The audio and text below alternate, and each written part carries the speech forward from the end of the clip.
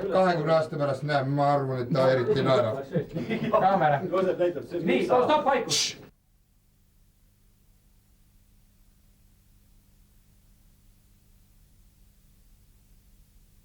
Noh, mis laul tuleb see?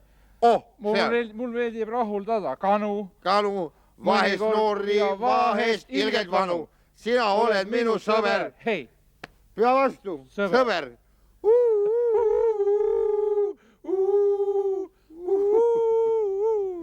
Pea vastu, sõber. Noh.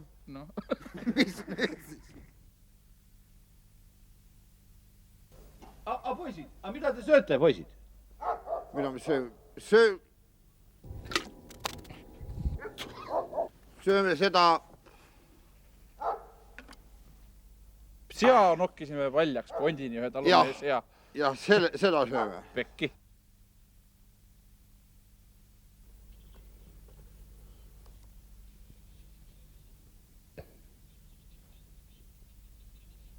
No mida te kõkutate seal üleval, kurat? Pange klapid vaiksemaks. Pange klapid vaiksemaks. Kui te tahate, et tuleks tõsine saade, siis nii ei tohi töötada. Ja teie ka seal, keerake mingi klaveri alla. Teeme.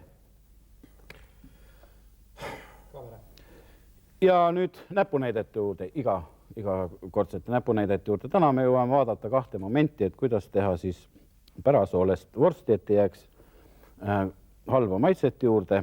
Ja pärast räägime avatud loomadest. Nii. On selline aastaaeg, et ahjus särisevad vorstid on päris loomulik ja et see maitse oleks siis vastuvõetav, et sa teda peaks nii-öelda suust välja sülitama. Räägime täna sellest, et kuidas saada siis looma pärasool nii puhtaks, et kaoks see temal omane maitse sealt ära. Lõhk ka. Osade ulukite puhul on ju tegelikult ka lõhna juures. Egon, te tegite selle tsükli kodus läbi. Võib-olla räägite siis. Jah, ma olen seda teinud mitu korda ja alul sai seda asja käsitsi tehtud. Kuid lõpuks jahimehe kogemusega nägin ja ise ehitasin sellise hea pumba. Nii. Tavaline asi on iseenesest lihtne, tuleb loomale läheneda tagant, ütleme siis metsseale näiteks, võtta tagumistest jalgadest ühe käega kinni ja tõstada saba kõrgele üles, seejärel suruda pärasoolde see suur pump sügavale sisse, samas vajutades teda ja siis äkki lasta lahti, nii et ta imeb lihtsalt kõik jäägi sealt pärasoolest välja, seejärel tühjendada see, loomulikult puhastada ilusti ots ära ja nuusutada ja veel kord samamoodi looma saba ülesse, sügavale pärasoolde, samal ajal vajutades ja lasta lahti ja jällegi tühjendada. Ja seda peab tegema, ma kordan, elusa loomaga ja seejärel loomulikult loom tappa kohe ja samal ajal, kui sa looma tapad, tuleb ka pärasool välja tõmmata, siis on kindel, et see pärasool on kristallselge, puhas. Loomulikult tuleb veega läbi juhtuda veel, aga kristallselge, puhas ja egas midagi kui head isu. Teil on siis pliiatsid ja paberid valmis, jätkame rubriigiga, mis uut on jahinduses. Lindon. Aitüma, tänase saate, ütleme selliseks üheks meie poolt toodud näidiseks oleks siis TMT jahimehe, ütleme niimoodi, et sellise sügisese koprajahi, kährikujahi ja ütleme saarma puhul on see täiesti asendamatu aparatuur. Siin tavavaataja tunneb siin ära ennekõike, eks ole, antennida, sellest pärast lühemalt.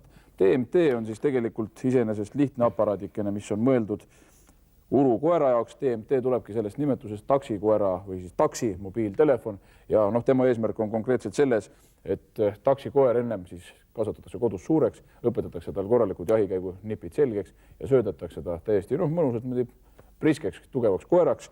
Ja eesmärk on siis lihtsalt selles, et ütleme, et mõnes mõttes võib ka arvata, et see on selline salaküttidele mõeldud. Ei, tegelikult on see lihtsalt metsavaikuse huvides.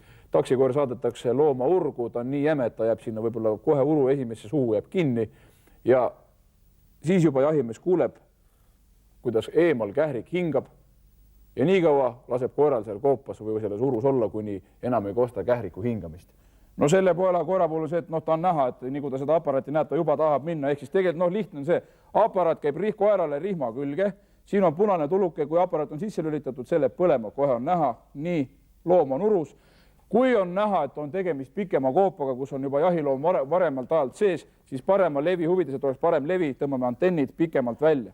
Nii, see ei valmista koerale ka mingit raskust, tal on lihtne teha oma töö. Tubli oled, Anna, tubli poiss. Ja välja tulemiseks, siis koer ise juba suudab selle antenni endal teist pidi keerata. Nii, tubli poiss oled, tubli poiss, mine.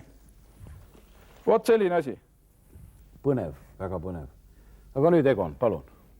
Jah, me oleme siin mõelnud, kuidas saab hävitada rohkem põtru ja jahimehe kirgoni tulistada. No ja selleks me mõtlesime välja püssi, mida nimetame omavahel siis vurrpüssiks ehk siis põdrakarja laskmise püss. Kõigepealt laeme ilusti selle püssi ära, siis talle käib otsa selline vurr. Näete, vurr, seda saab keerama ta kõvasti siia kinni ja asi ise on väga lihtne. Hiilime vaikselt põdrakarja, eks ole, keskele. Kui seal on ees mõni põder, lükkame ta niimoodi, juhime tähelepanu mööda ja läheme siia keskele. Ja siis, kui me läheme keskel, vaatad umbes, kus nende pead on, enamjagu ühel kõrgusel ja siis paned latak. Ja siis on kindel asi, et kõik on, ühesõnaga tundub, et see saatesari on nüüd igaveseks läbi.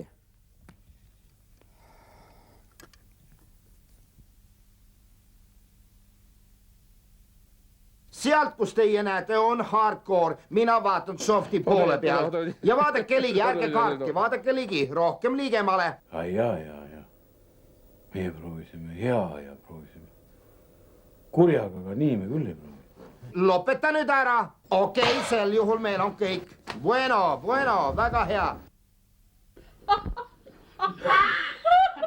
Kas on fotograafid, et mul ei ole vilju? Ei ole midagi teha. Ma ei tea, kus ta on. Aga ma salvestan seda praegu juba. Sõpru tuntakse häda. Arhiivi jaoks. Aga kuidas mul vuntsid on? Väga hea. On näha või? Vaata, kuidas ta armu võtsid. Oota, mingi nupp läks alla praegu. Iga talvel on suvel, mis on millal ka midagi ei teada, mida mul aga teada, ma pean midagi öelda ettevõtteks ole. Ma ei saa jälle midagi aru. See on nii hea. Raha on vaja. Mida vaid? Pane on. Ja räägin, oota, kuhu ma räägin? Ütleme nii, et sinise maikaga köögimees istub siin. Ja nemad on seal. Kas ma olen siin? Tulge lähemale, vaadake lähemalt. Nii, tähelepanu. Ma ei olegi sees üldse. Ei ole. Hannes kumurdab veel natukene allapoole. Vaat nii. Vaata, see hoiad niimoodi hoiad alga, siis on hea küll. Siis on nägu varem. Kaamera käib. Vaata, nägu on näha. Lase selle nägu poole. Tarmo nägu, lase seda. Kaamera käib. Vaadake nüüd hoolikalt. Vaadake lähemalt ja julgemalt. Nii. Siit ta tuleb. Ei saa naerda ju. Ja milleks nüüd siis tuli selline mõte? Ahaa, poeg tahtis venda. Ja, loomulikult. Vana poeg on 62, väga tore.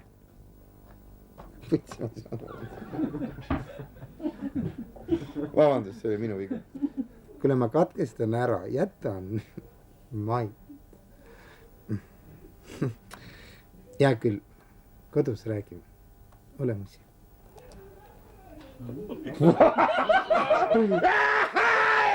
Siuke kuradi lilla. Ja kui ma tulen õhtul, olen nii kena ja vann tee soojaks. Jah. No mis lõhn? Sama lõhn, mis eile. Haige küülik raisk.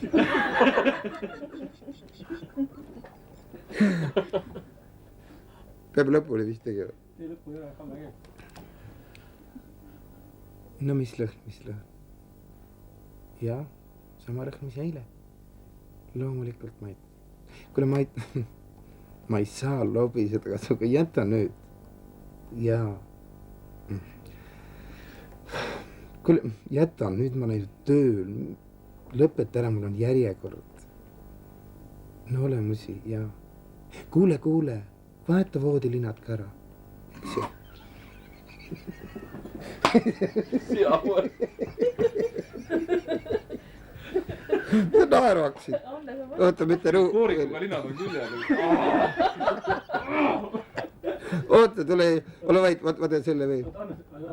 Vai, vabandust, mul on nii. Poesia. Mine. Tule nüüd! Kaamera käib.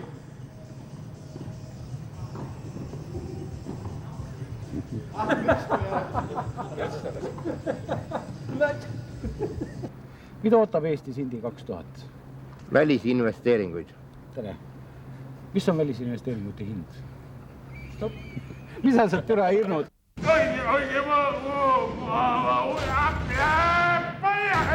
Toores vaev. Toores vaev, jah.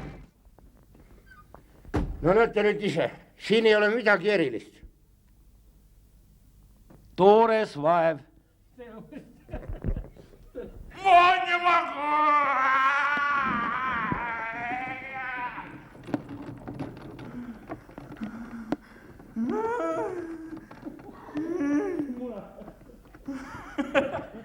Vesi on otsas.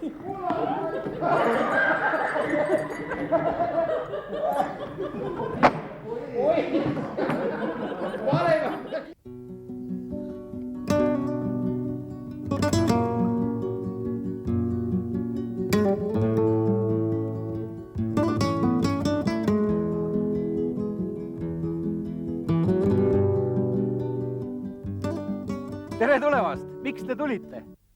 Vaatame suuna ja tagant maasti kuidas peale. Kaamera. Tere tulemast Rootsi kesklinna! Juba sajandit stockholmlane on väga töökas och natuke hobuse näoga, aga ta on perekondlik ja tal on kiired jalad. Aitäh! Tack! Hea! Ossa kurat.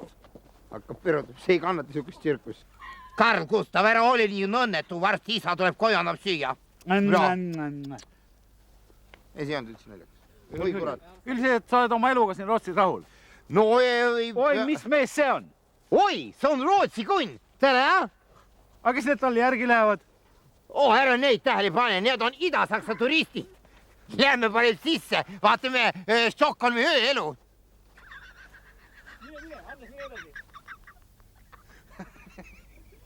Mine veel, need tulevad järgi. Jookse, jookse.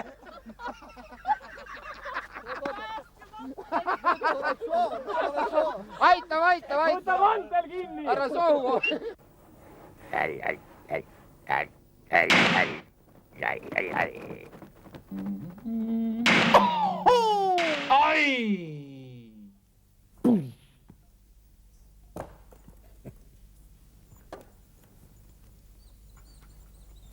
Ole rahulik, Beni. Tal tuleb joogijänu, ta läheb veel rohkem närvi. Ära anna talle. Tõsiselt, sa koera ei tunne. Muidugi. Sa ei tunne koera siis? Ei tunne. Koer läheb, mida rohkem magusat saab, seda rohkem närvi läheb. Ta läheb hulluks. Veresuhkur tõuseb, stress kasvab ja kõik. Õige. Kas tal on näljas, siis ta paistab varsti vaikseks. No vaat, jah, see on vaikne. Tere jälle. Saate alguses nägite siis uut Tikka 602, mis ladeb. Türa ma ei saa. Keerake see monitor ära, ma olen nii nõmer.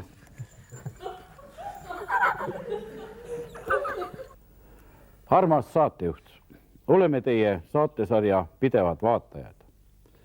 Sooviksime, et teie saade oleks tihemini kui üks kord. loe. armas saatejuht .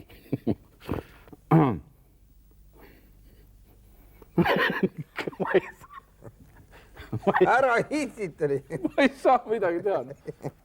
okei . armas . no näed , noh , tee siuksega , kurat . oi kurat . mul on hea huumor ja meel võib-olla , ma kujutan endale ette . oota , kuulan kirja .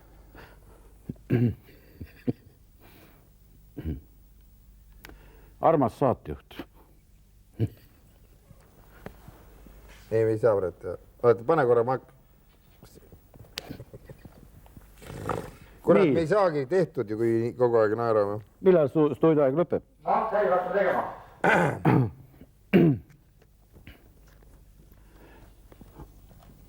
armas saatejuht , oleme teie saatesarja pidevad vaatajad .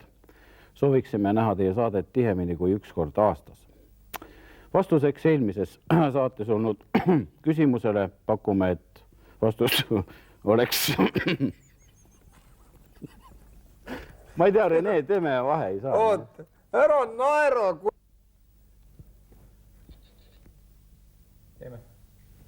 tere taas . saate alguses nägite uut Tikka 602, mis võtab maha siis parve esimese ja viimase linnu. ja nüüd nagu alati on meil stuudios külalistena või ekspertidena siis Lindon on Looman ja Egon on Peekon. ja sirvime alustuseks siis meie televaatajate kirju. armas saatejuht, oleme teie saatesarja pidevad vaatajad. Sooviks näha teie saadet tihemini kui üks kord aastas. Vastuseks eelmises saates olnud küsimusele pakume, et vastus oleks verine, kodus ja nägu. Ja alla on siis kirjutanud õed tihedad. Ja nüüd teeksime ka ära loosimise. kuradi varnarai , fuck off , rai . Nüüd saab loosimisest teha, ei saa , ei saa . see ei läinud lõpuni , ei saa minna . aga kus maalt saab nüüd minna edasi?